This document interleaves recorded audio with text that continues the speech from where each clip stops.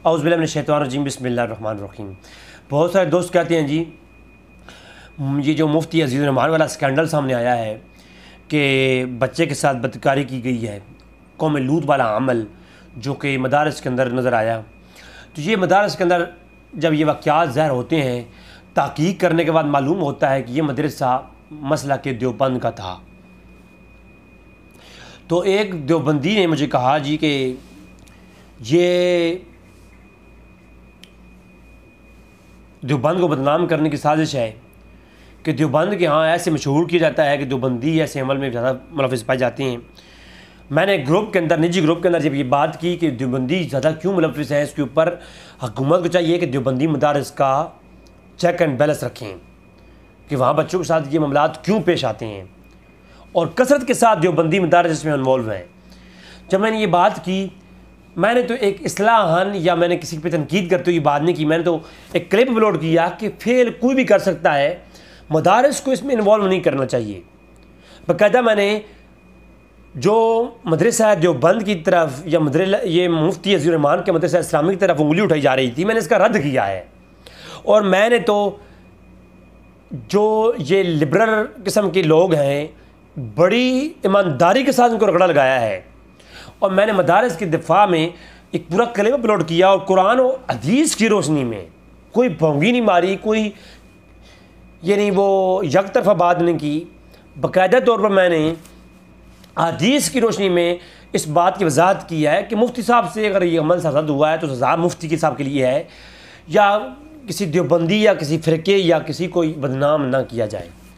मैंने बड़ी स्टेटमेंट दी है, देवबंदियों की तकरीबन ये एक हक़ में जाती है किसी एक लिहाज से। उसके बाद जब मैंने निजी ग्रुप में ये बात की कि ये देवबंदियों के मदारस को चेक एंड बैलेंस रखना चाहिए, तो मुझे कहा गया जी कि तुम ये गलत कर रहे हो, देवबंदियों के मदारस के ऊपर तुम ये जो है ना अटैक करते हो, ये कर रहे हो, या इस तरह की गुफ्तगू मेरे ऊपर ये नहीं लाई गई। तो जनाब मैं बड़ी माजरत के साथ, मेरी अंदाज़ नहीं है लेकिन मजबूर कर रहे हैं आप लोग, तो ये चंद एक बातें सुन लें। मैं ये कहता हूँ कि ये देवबंदियों को शुरू से ही इनके बड़े बड़े अमौर ने जो उनकी हरकतों से, उनके मामलात और उनके किताबों की जो इबारात हैं, उनसे ये महसूस होता है कि इनकी तालीम और तरबियत शुरू से इनके अकाबरीन किस तरह से थी। फिर ये मैं देखो, अल्लाह की कसम है, मैं ये तनकीदी गुफ्तगू नहीं कर रहा, मैं बिल्कुल ये वजाहत के साथ आपके सामने चंद एक इबारात रखूँगा, किताबें रखूँगा, और किताबों की रोशनी में आप ख़ुद फैसला कीजिएगा कि मुझे ऐसे लगता है कि अकाबरीन देवबंद जो हैं बड़े बड़े, उनके अंदर ये चीज़ पाई जाती थी और उन्होंने एक तरीके से तरबियत की है कि फिर ये शुरू से ही उलमाए देवबंद में ये चीज़ कौम लूत वाला अमल डाल दिया गया उनके दिमागों में, और फिर ये जल्दी इस गुनाह में इन्वॉल्व हो जाती हैं। मैं ये नहीं कहता कि देवबंद के अलावा लोग इसमें इन्वॉल्व नहीं होते हैं, हर मसलक के लोग ऐसे गुनाहों में मुलविस होते हैं।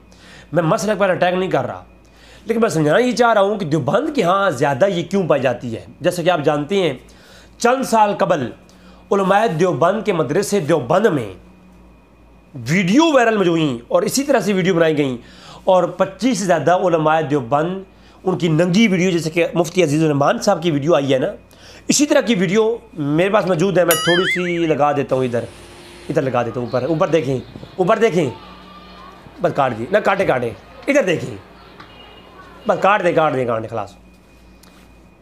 तो इस तरह की वीडियो उलमाए देवबंद की, और बच्चों ने खुद बताया कि हमारे साथ ये कार्रवाई होती रही।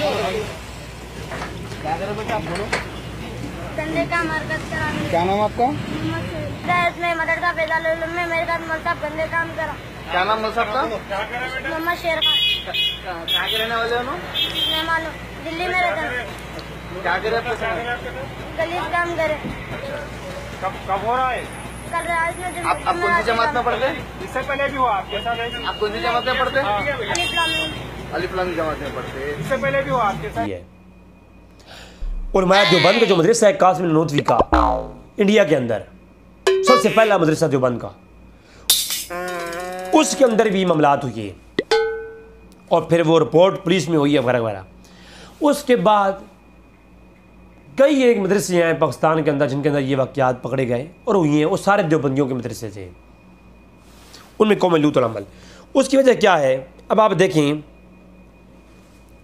मौलाना अशरफ थानी साहब जो हैं, अब आप देखिए, मैंने मुफ्ती इस वक्त के मंजूर मैंगल साहब हैं, उनका दर्स बुखारी मैंने सुना, तो उन्होंने जो है वो बुखारी के दर्स के अंदर ऐसी ऐसी वाहियात किस्म की बातें वो करते हैं कि खुद ब खुद बच्चे जो सुन रहे होते हैं ना, उनकी जो मसाले दे रहे होते हैं, वो तो शहवत उभरती है, शहवत उभरती है। यानी अगर आप कोई ऐसा मसला भी बयान कर रही हैं, यानी आप बीवी के साथ हम बिस्तरी का मसला बयान कर रही हैं, हम बिस्तरी करने का तरीका बता रहे हैं, अगर आप शरीयत की रोशनी में, तो उसको भी इस तरीके से बताएं कि बच्चे को कम से कम शहवत तो ना आए ना। अब आप बीवी को के साथ हम बिस्तरी करने का तरीका बताएं और साथ में इस तरीके से बताएं कि बच्चों को शहवत उभर आए, तो फिर इसका मतलब ये है कि आप तफसीर कुरान नहीं पढ़ा रहे या दर्स बुखारी नहीं दे रहे, बल्कि आप बच्चों के अंदर शहवत उभारने हैं। तो वो जिस बच्चे के अंदर आप शहवत उभारेंगे, वो दर्स बुखारी के बाद वो उसके दिमाग में क्या चल रहा होगा? शहवत को रिलीज़ करने का तरीका चल रहा होगा। तो आप देखें ये, अब इसी तरह मौलाना अशरफ थानी साहब की ये मलफूज़ात हैं, मलफूज़ात अकीमुल उम्मत, जिल्द नंबर 17 है। इसके अंदर रसाला है हुस्नुल अज़ीज़। इसके अंदर कहते हैं कि लोगों ने ज़िक्र के मुतालिक गुफ्तगू करना शुरू की कि ज़िक्रुल्लाह के अंदर लज़्ज़त महसूस नहीं होती। तो मौलाना साहब कहते हैं कि लोगों ने लज़्ज़त को मकसूद समझ रखा है कि ये शिर्क सरी हो रहा है। तरीक़ में यानी लोगों ने ज़िक्रुल्लाह के अंदर जो लज़्ज़त ढूंढते हैं, ये शिर्क सरी है, क्योंकि इन्होंने लज़्ज़त को मकसूद समझ रखा है। तरीक़ में कि अगर लज़्ज़त में ही मकसूद है तो बीवी की बगल में लेकर, यानी बीवी को अगर लज़्ज़त लेना ही मकसूद है तो ज़िक्रुल्लाह की तरफ मत जाओ, बीवी को अपनी बगल में ले लो। मौलाना अशरफ थानी साहब क्या कहते हैं देवबंदियों के लिए? बीवी को बगल में ले लो, तो बीवी को बगल में लेकर के जिक्र किया करें अल्लाह का, वल्लाह बहुत लज़्ज़त आएगी। ये जिक्र करना है तो बीवी को बगल में लो और फिर जिक्र करो, मौलाना थानी साहब कह रहे हैं, और बहुत लज़्ज़त आएगी। और एक ज़रब बीवी पर लगाओ इधर, और एक ज़रब उधर लगाओ, एक ज़रब इधर, एक ज़रब उधर, अल्लाह का जिक्र करो, एक ज़रब उधर लगाओ, एक इधर लगाओ, लज़्ज़त आएगी। तो लज़्ज़त अगर मकसूद है तो आप खुद बताएं कि मौलाना थानी साहब कह रहे हैं, हाय हाय, कि अगर लज़्ज़त लेना ज़िक्र में मकसूद है तो ज़िक्र करो। तो तरीक़ाकार ये है, बीवी को बगल में लो, एक ज़रब इधर लगाओ, एक उधर लगाओ, एक इधर, एक उधर, एक इधर उधर, तो फिर मज़ा आएगा आपको, फिर लज़्ज़त आएगी। फिर आप देखें इसी मलफूज़ात के अंदर जिल्द नंबर 2 में है अल-इफ़ादात अल-यौमिया का जो है ना रसाला, इसके अंदर कहते हैं कि एक शख्स ने मुझसे सवाल किया इन थानी साहब से कि ज़िक्र में मज़ा नहीं आता, ये ज़िक्रुल्लाह के अंदर मज़ा नहीं आता। तो अगर जवाब या मज़ा ज़िक्र में कहाँ है भाई? मज़ा तो मिज़ी में है। मिज़ी यानी मिज़ी क्या होती है? आप बीवी के साथ जब हम बिस्तरी करने से पहले बोसो किनार करते हैं ना, प्यार करते हैं, चूमा चाटी करते हैं। ये चूमा चाटी का लफ्ज़ भी आगे आ रहा है, मैं सुनाता हूँ आपको। चूमा चाटी करने के बाद जो शहवत उभरती है ना, तो यानी हम बिस्तरी करने से पहले पहले जो शहवत उसे उभरती है और पानी, कच्चा पानी निकलता है, उसको बिज़ी कहती हैं। तो मौलाना थानी साहब कहते हैं, मियाँ मज़ा ज़िक्र में कहाँ है? मज़ा तो है मिज़ी के अंदर, जो बीबी से मुलाक़बत के वक्त खारिज होती है। यहाँ ज़िक्र में कहाँ मज़ा ढूंढते फिरते हो साहिब? यानी मियाँ ज़िक्रुल्लाह में के अंदर मज़ा कहाँ ढूंढते फिरते हो? मैं गुस्ताखी का फतवा नहीं लगा रहा इन बारात के ऊपर, मैं सिर्फ ये बता रहा हूँ कि जब इस तरह से तालीम और तरबियत होगी फिर रिज़ल्ट क्या होगा वो भी आगे दिखाऊँगा। इन बारात को पढ़ने के बाद, थानी साहब की बारात को पढ़ने के बाद जो रिज़ल्ट निकलता है वो भी आगे दिखाता हूँ। तो कहा मियाँ मुलाक़बत बीवी के साथ करो, हाँ, उसके बाद फिर मज़ा लो, मिज़ी निकलेगी, मज़ा आएगा। ये जो है ना, मज़ा ज़िक्रुल्लाह में कहाँ ढूंढते फिरते हो। तो ये थानवी साहब की मलफूज़ात की दूसरी इबारत। हाय हाय हाय, हाँ हाँ हाँ। फिर इसी तरह का मलफूज़ात कमालात अशरफिया, मौलाना थानी साहब की मलफूज़ात हैं ये भी। और ये जनाब आला इसके अंदर क्या कहते हैं लोग कैफियत के पीछे पड़े हुए हैं, लज्जत के तालिब हैं। मैं कहा करता हूं कि अगर मज़े की ही ख्वाहिश है तो मियाँ मज़ा तो मिज़ी में है। हाय, अगर मज़ा ही लेना है तो मज़ा तो मिज़ी में है। बीवी को बगल में लो और बैठ जाओ इत्मीनान के साथ, और जाओ और चूमा चाटी करो।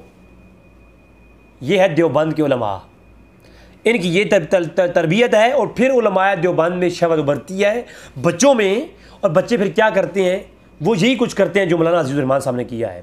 इसलिए उलमाए देवबंद के मदारिस में ज़्यादा इन्वॉल्व हैं, इनकी किताबों में ये चीज़। मैं देखिए ये बात किताबों में कर रहा हूँ, हकीकत में देखोगे तो क्या होगा फिर। और फिर कहा मिज़ी निकलेगी, जब चूमा चाटी करोगे मिज़ी निकलेगी और मज़ा आएगा।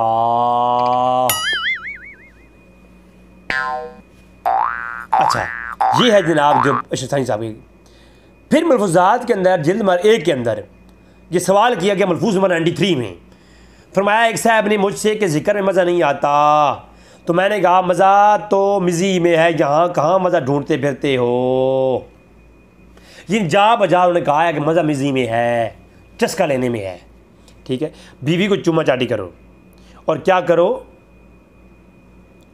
सिर्फ यहाँ तक नहीं, चुम्मा चाटी भी करो, बीवी को बगल में लेकर के अल्लाह का जिक्र करो। एक उधर ज़रब लगाओ, एक ज़रब इधर लगाओ, उधर इधर उधर इधर उधर इधर, आ फिर मज़ा आएगा।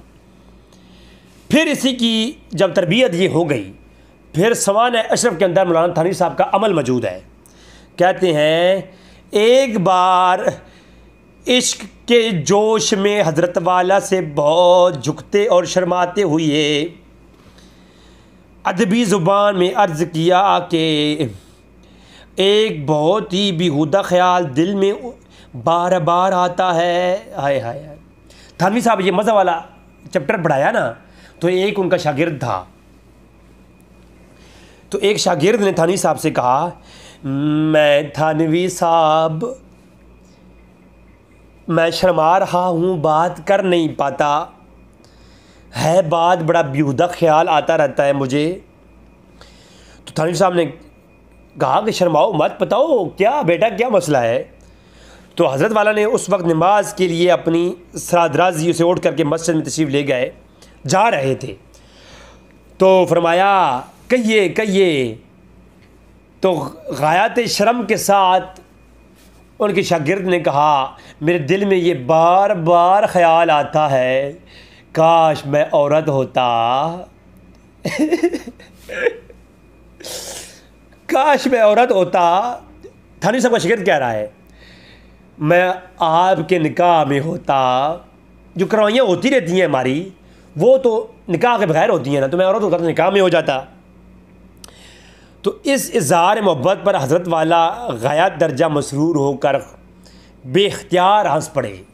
ये नहीं कि आगे से गुस्सा किया, खबरदार अपने औकात में रहो, ऐसी बात मत करो, ऐसा मत कहा, ऐसा नहीं कहा। ऐसा कहते तो फिर मिज़ी में मज़ा है, मिज़ी निकलना बस हो जाती। लेकिन कहा कि नहीं, हज़रत साहब बेख्तियार हो गए और कहने लगे, मसरूर कहने लगे, बेख्तियार हो के कहने लगे कि मस्जिद के अंदर तशरीफ़ ले गए कि ये आपकी मोहब्बत है बेटा, ये आपकी मोहब्बत है, इस पे सवाब मिलेगा, इस पे सवाब मिलेगा। यूँ तो कहते हो कि वो अमल जो बरेलवी करते हैं और उस पर सवाब की नीयत रखते हैं, वो तो बिदअत में मबनी है। मैं मौलाना सफदर साहब को पेश करूँ, उनकी राय सुन्नत पेश करूं? राय सुन्नत के अंदर मौलाना सफदर साहब ने लिखा है कि वो अमल जिससे जो पहले उलमा से मनकूल नहीं और उस पर कोई दलील भी नहीं और उस पर सवाब की नीयत से किया जाए तो वो क्या है, वो उस पर बिदअत है वो। तो यहाँ कहते हैं मिलाद के उन्वान पर कहते हैं, तो यहाँ कहते हैं बेटा तुम मसरूर होकर जो मेरे साथ प्यार करते हो और मैं निकाह में आना चाहते हो, और निकाह में सिर्फ आना नहीं चाहते, कार्रवाई करने की भी ज़रूरत वो भी आगे आ रही है।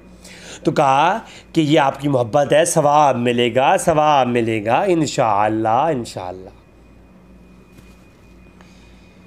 और ये थानवी साहब ने जो तरबियत ली है ना, ये अपने अकाबरीन से ली है। ये आप मेरे पास थानवी साहब की किताब है अर्रिवाह सलासा, ये 3 रूहों का जिक्र इकायत औलिया के साथ मंसूब है। ये इकायत नंबर 305 ये सनद के साथ बतौर सनद रवायत लाए हैं, देवबंदी इनकार भी नहीं कर सकते। ये जो इकायत है सनद के साथ है। थानवी साहब कहते हैं मुझे अपने वालिद माजिद मौलाना हाफिज़ मोहम्मद अहमद साहब ने बयान किया और उनसे अम्मे मोहतरम मौलाना हबीबुर रहमान साहब ने, ये चचा जान हबीबुर रहमान साहब ने बयान किया रहमतुल्लाह ताला अलैह, आगे रहमतुल्लाह भी लिखा हुआ है। और हाय हाय हाय कहते हैं एक दफ़ा कंगुआ की खानका पर मजमा था, कंगोई और ननोथवी दोनों हमारे काबरीन मौलाना अब्दुल रशीद गंगोई और मौलाना कासिम ननोथवी और उनके मुरीद और शागिर्द दोनों मजमा पर थे। तो ये दोनों हजरात भी वहीं मौजूद थे। हज़रत गंगोई और ननोथवी दोनों मौजूद थे। गंगोई ने ननोथवी से मोहब्बत भरे लहजे में फरमाया कि ऐ ननोथवी, मिज़ी में सारा मज़ा है, सारा मज़ा मिज़ी में है, ज़िक्र में मज़ा कहाँ है? खानकाह के ऊपर हम मौजूद हैं, गंगुआ की खानकाह के ऊपर मौजूद हैं, यहाँ देगे पक रही हैं, ज़िक्र भी हो रहा है, लेकिन मज़ा तो मिज़ी में है। ऐ ननोथवी ज़रा लेट जाओ, उल्टा लेट जाओ। ननोथवी कुछ शर्मा से गए, मगर हज़रत साहब ने फरमाया मौलाना बहुत अदब के साथ चत लेट गए। जब अदब इतना था, लिहाज इतना था, प्यार इतना था कि थानवी साहब लिखते हैं सनद सही के साथ, जब कासिम ननोथवी साहब से कहा तो कासिम ननोथवी साहब अदब के साथ मौलाना गंगोई के सामने जो है मुंह नीचे करके और तशरीफ़ को ऊपर करके लेट गए और मौलाना की तरफ करवट को ले करके अपना हाथ उनके सीने पर रख दिया, जैसे आशिक सादिक अपने कल्ब को तस्कीन दिया करता है। पर मौलाना गंगोई साहब ने कासिम साहब की तरफ करवट बदली और उनकी सीने के ऊपर हाथ रख दिया और कार्रवाई शुरू कर दी। और जो ही कार्रवाई शुरू की तो मौलाना हरचंद फरमाते थे, मियाँ क्या कर रहे हो, लोग क्या कहेंगे। अंदर चले जाते हैं, पर्दे में चले जाते हैं।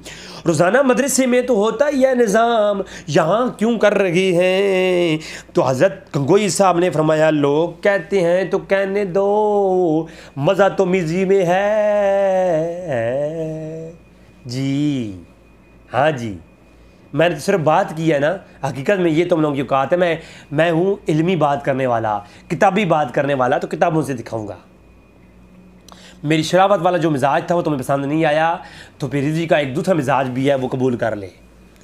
हाँ, ये मलफूज़ात की उम्मत जिल्द नंबर 19 कि वाक़या लिखा हुआ है कि मलफूज़ात के अंदर मलफूज़ात जिल्द नंबर सोम और जनाब सफ़ा नंबर 259 पर कि जनाब एक लड़की के साथ थानवी साहब को प्यार हो गया। और थानवी ये हकीमुल उम्मत हैं, जो बन के हकीमुल उम्मत। थानवी साहब कहते हैं कि एक लड़का काम सीखने दोपहर को आया करता था, उसकी मोहब्बत मेरे दिल में इस कदर हो गई कि हर वक्त उसका ख्याल रहता था, हत्ता कि ख्वाब में भी नहीं भूलता था। शायद किसी वक्त भूल जाता हूँ। उस पर हज़रत साहब ने लिख दिया कि उसे अपने पास से अलहदा कर दो, वरना चाह इसलिए कि उसे अपने पास से अलहदा कर दो क्योंकि मज़ा तो मिज़ी में है। फिर कहा कि जब मैंने उसे थोड़ा अलहदा किया तो मेरी अजीब सी हालत हो गई, परेशानी बढ़ गई। हरगिज़ नफ्स इससे अलहदा होना गवारा नहीं करता था। मोहब्बत पहले से ज़्यादा हो गई और इस मज़मून के मुताबिक कि मर्ज़ बढ़ता गया जो जो दवा की, मर्ज़ बढ़ता गया जो जो दवा की। ये थानवी साहब हैं सर, ये थानवी साहब हैं सर जी। थानवी साहब को लड़कों से प्यार हो गया और फिर उनसे जब लैदगी का उस्तादों ने कहा तो लैदगा रहना भी पसंद नहीं किया। हाय हाय हाय। फिर हकायत औलिया के अंदर लिखा गया है कि हज़रत वालिद मरहूम, ये थानवी साहब के जो वालिद साहब बयान करते हैं कि मौलाना मंसूर अली ख़ान साहब मरहूम मुरादाबादी कासिम ननोतवी साहब के तलाज़मा में से थे। हाय हाय हाय, बहुत प्यारा वाक़या जी। इसको मैं सुर के साथ पढ़ूंगा। मौलाना थानवी साहब के वालिद बयान करते हैं कि हज़रत मंसूर अली ख़ान जो कि कासिम ननोतवी साहब के शागिर्द थे, वही कासिम ननोतवी जिनका पीछे जिक्र हो चुका है, उसी जनाब कासिम ननोतवी साहब जिन्होंने खानगाह के ऊपर करवाई थी गंगोई से, वो भी इस करवाई के जनाबे वाला बड़े शौकीन और ठरकी थे। कासिम ननोतवी साहब भी ठरकी। उन्होंने कहा कि अपना वाक़या बयान किया मौलाना मंसूर अली ख़ान साहब ने कि मैं ननोतवी साहब शागिर्द हूँ और ननोतवी साहब की तरह मुझे भी एक लड़के से इश्क हो गया था।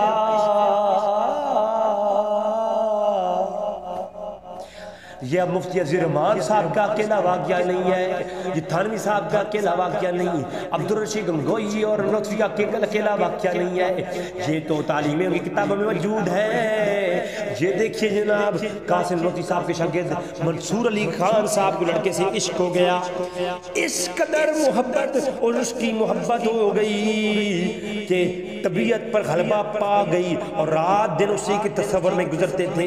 मेरी अजीब सी हालत हो गई, तमाम कामों में मेरा दिल नहीं लगता था, किसी जनाबे वाला कोई समझ नहीं आता मैं किधर जाऊं। फरमाया हाँ भाई, वो लड़का तुम्हारे पास कभी आता भी है या नहीं? एक दोस्त ने उनसे पूछा कि जनाब लड़का तुम्हारे पास आता है कि नहीं? मैं शर्म और जाब से चुप रह गया। तो फरमाया नहीं भाई, ये हालात तो इंसान ही पर उतर आते हैं, छुपाने की क्या बात है। अब देखें ये क्या है, ये सनद सही के साथ हकाया नकल की है अशरफ थानवी साहब ने कि ननोतवी का शागिर्द मंसूर अली ख़ान भी लड़कों का ठरकी था।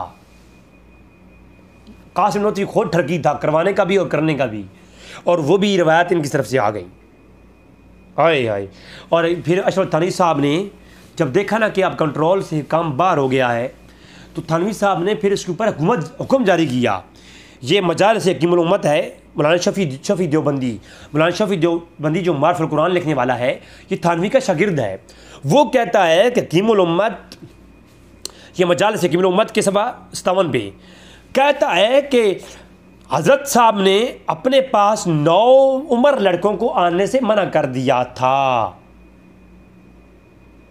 कि जो मेरा अकेला वाला कमरा है तसनीफ़ वाला, जहाँ मैं लिखता हूँ, मेरे अकेले कमरे में नौजवान और ख़ूबसूरत 9 उम्र लड़कों को ना भेजा करें। मुझे अपने नफ्स पर एतमाद नहीं है, क्योंकि मज़ा मिज़ी में है और मुझे नफ्स में एतमाद नहीं है। ये ना हो लड़कों को भेजो और मैं उसको निशाना बना दूँ, पेल दूँ। तो ये देख लो जनाब,